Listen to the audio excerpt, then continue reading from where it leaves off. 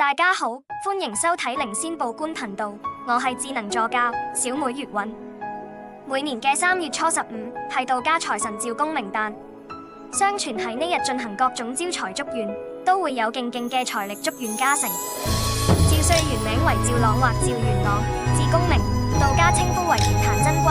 佢神銜好長架，足有78個字。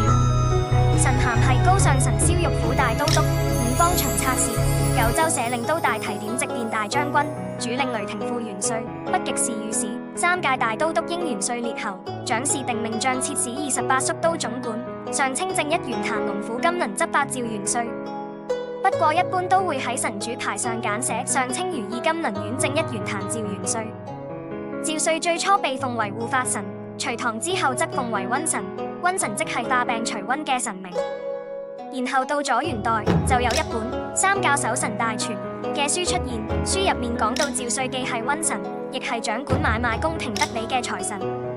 再到明代，再有唔少文獻記載咗趙歲就係奉玉帝之名，掌權天下財寶嘅神明。如果大家想喺呢日拜一下財神，可以準備一啲有旺財意頭嘅貢品，例如花生、生菜、蜜柑、白酒、茗茶等等。